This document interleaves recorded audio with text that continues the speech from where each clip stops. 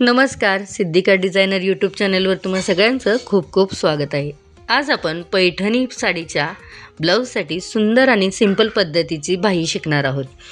सध्या puff sleeves ट्रेंडिंगमध्ये आहेत. त्यामध्येच बरेच प्रकार दिसतात. त्यातलंच एक वेगळ्या पद्धतीचं आपण ब्लाऊज कटिंग शिकणार आहोत.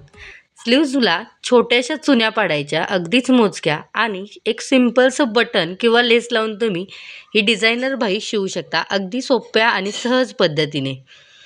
चला तर मग व्हिडिओसाठी आपण कटिंगची प्रोसेस बघूया. तर या ठिकाणी मी अस्तरची 4 फोल्ड घडी घेतलेली आहे. त्यानंतर खाली 1 इंच एक्स्ट्रा जे मार्जिन असतं ते आपल्याला सोडून द्यायचं आहे. आता आपल्याला बाहीचं मेजरमेंट घ्यायचं आहे. तर बाही लांबी इथं मी 9 इंचाची घेत आहे. मग त्यामध्ये एक्स्ट्रा 1 इंच ॲड केलेले आहेत, म्हणजे 10 इंचची इथं मी मेजरमेंट घेतलेलं आहे बाहीसाठी. 3 इंचावर आपण मुंडा खोलीचं मेजरमेंट घेत आहोत. आता आपल्याला ह्या दोन्ही रेषा व्यवस्थितपणे पट्टीच्या साहाय्याने सरळ करायच्या आहेत.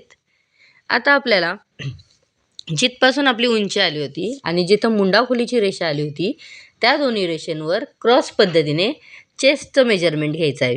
आता चेस्ट होती 32, म्हणजे 32चा चौथा भाग घेतला आपण 8 इंच, त्यामध्ये 1 इंच ॲड करून 9 इंच आपण इथं क्रॉस पद्धतीने घेतलेले आहेत. आता या क्रॉस रेषेचे 3 भाग करायचे व्यवस्थितपणे. मधल्या भागात आपल्याला खाली आणि वरच्या बाजूला अर्धा इंच मेजरमेंट घ्यायचं आहे आणि व्यवस्थितपणे पुढील आणि मागील मुंड्याचा आकार द्यायचा आहे.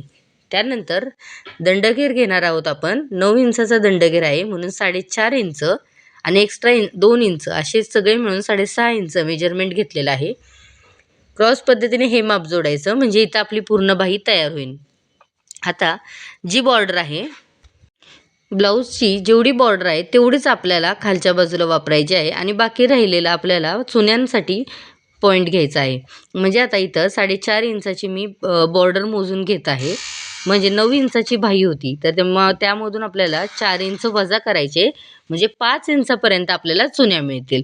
मग खालच्या बाजूने वरच्या दिशेला आपल्याला जे स्लीव्ज कटिंग मिळालं होतं त्यावर मेजरमेंट घेऊन बाही 2 आकारांमध्ये 2 भागांमध्ये विभक्त करायची आहे, म्हणजे 2 भागामध्ये कट करायचे आहे. व्यवस्थित असं कटिंग करून घ्यायचं आहे आपल्याला. या ठिकाणी बाहीचा मधला पॉईंट कट करायला अजिबात विसरायचं नाही. पुढील आणि मागील मुंड्याचा जो आकार आहे तो आधी सगळ्यात व्यवस्थित करून घ्यायचा आहे आणि जो आपला पॉईंट होता तो सुद्धा आपण व्यवस्थितपणे कट केलेला आहे. आता आपण मेन फॅब्रिक इथं घेतलेला आहे. बॉर्डरचा जो भाग आपण कट करून घेतलेला होता तो आपल्याला मेन फॅब्रिकच्या बॉर्डरवर ठेवून व्यवस्थितपणे लागेल तेवढीच बॉर्डर कट करून घ्यायची आहे.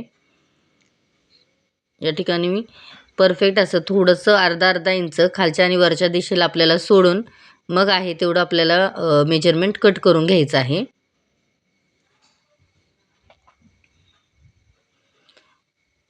त्यानंतर आता आपल्याला वरच्या भागाच्या कटिंगसाठी इथं राहिलेलं कापड घ्यायचं आहे. जेवढी घडी राहिलेली आहे आपण तेवढं सगळं वापरणार आहोत. तर या ठिकाणी मी मेन आपलं वरचा बाहीचा भाग होता तो ठेवून घेतलेला आहे. अस्तर आणि मेन फॅब्रिक 2 फोल्डच्या घडीवर ठेवलेलं आहे.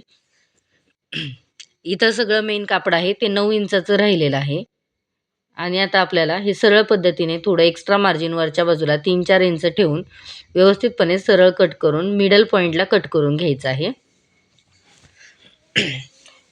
आता आपण जे मेन पॉईंट काढला होता तर कोणत्याही एका बाजूने, म्हणजे खालच्या दिशेला जे येईल त्या बाजूवर व्हिडिओत दाखवल्याप्रमाणे 1-1 इंचाच्या एकावर एक अशा चुन्या ठेवून घ्यायच्या. आता तुमचं जेवढं कापड असेल त्या हिशोबाने तुम्ही ठेवू शकता. कापड कमी असल्यामुळं मी इथं 4 ते 5च चुन्या घेणार आहे. तर व्यवस्थितपणे आपल्याला एकावर एक अशा चुन्या ठेवून घ्यायच्या आहेत आणि त्यावर एक छोटीशी टिप मारायची आहे. टिप मारून झाल्यानंतर सेम तीच प्रोसेस आपल्याला दुसऱ्या बाजूने देखील करायची आहे. दुसऱ्या बाजूने सुद्धा मी इथं 5 चुन्या पाडून घेणार आहे. सेम चुन्या आपल्याला दोन्ही बाजूनी घ्यायच्या आहेत. दोन्ही बाजूच्या चुन्या आपल्याला पुन्हा एकदा व्यवस्थित सेट करून घ्यायच्या आहेत आणि जी आपण आधी मारलेली टिप होती त्यावर थोडंसं त्यावरच ठेवून आपल्याला पुन्हा एकदा टिप मारून घ्यायची आहे. व्हिडिओत दाखवल्याप्रमाणे आता आपल्याला प्रत्येक चून व्यवस्थित सरळ करून त्यावर एक टाचणी लावून घ्यायची आहे. म्हणजे जी आपण पाडलेली चून आहे ती परफेक्ट आपल्याला इथं दिसेल. याप्रमाणे आपल्याला प्रत्येक चुनेवर टाचण्या लावून घ्यायच्या आहेत.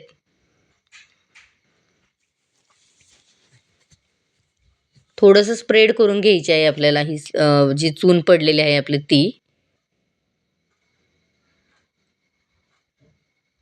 अशा प्रकारे व्यवस्थितपणे सगळ्या टाचण्या लावून घ्यायच्या आहेत.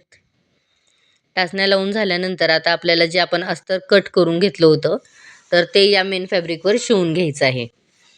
तर सगळ्यात महत्त्वाचा अस्तरचा जो मेन मधला पॉईंट होता आपल्याला तो घ्यायचा आहे. आणि आता आपण जी बाहीच्या चुन्या पाडलेल्या आहेत त्याचा मिडल पॉईंट घ्यायचा आहे. दोन्ही मिडल पॉईंट एकावर एक व्यवस्थित ठेवून या पद्धतीने आपल्याला बाही अस्तरचा भाग जो आहे तो शिवून घ्यायचा आहे. बाही जे आहे म्हणजे अस्तर जे आहे आपल्याला ते सरळ रेषेत ठेवायचं आहे. कापडाच्या हिशोबाने आपल्याला ते सेट करायचं नाही आहे. व्यवस्थित बिना फुगा पाडता आपल्याला ही बाही शिवून घ्यायची आहे. व्यवस्थित शिवून झाल्यानंतर एक्स्ट्रा जे कापड होतं ते कट करून टाकायचं आहे. आता ही बाही तयार आहे, पण दोन्ही बाजूला थोडंसं कापड नुसतं अस्तर राहिल्यामुळं वरती आपण कापडाचा जॉईंट देणार आहोत. मध्ये पफ चांगला हवा होता, म्हणजे ज्या चुन्या दिसणार होत्या त्या मला व्यवस्थित हव्या होत्या, म्हणून 5-5 चुन्या घेऊन बाजूला आपण जॉईंट देत आहोत. आणि तसंही हा जॉईंट जो आहे तो आपला फिटिंगला जाईल, त्यामुळं त्याचा एवढा काही इश्यू येणार नाही. आता आपण जी बॉर्डर सेपरेट काढली होती ती बॉर्डर व्यवस्थितपणे स्टिच करून घ्यायची आहे. आणि दोन्ही म्हणजे आपण बाही जी सेपरेट केली होती ती व्यवस्थितपणे मधल्या बाजूने जॉईंट करून घ्यायची आहे. या ठिकाणी आपली बाही सुद्धा जॉईंट करून झालेली आहे. आणि मध्ये तुम्ही तुमच्या आवडीप्रमाणे बटन लावू शकता किंवा मधल्या रेषेवर तुम्ही लेस लावू शकता, पण त्याऐवजी बटन खूप सुंदर दिसतं. जसं की तुम्ही व्हिडिओमध्ये बघतच आहात. अतिशय नाजूक सुंदर अशा चुन्या पडलेल्या आहेत. त्याचसोबत नुसतं सिंपल बटन लावल्यामुळं बाहीचा लुकसुद्धा खूप छान दिसत आहे. तुम्ही सुद्धा नक्कीच ही बाही ट्राय करू शकता. व्हिडिओ आवडला असेल तर व्हिडिओला लाईक आणि चॅनलला सबस्क्राईब करायला अजिबात विसरू नका. व्हिडिओला शेवटपर्यंत पाहिल्याबद्दल सगळ्यांचे खूप खूप आभार. धन्यवाद.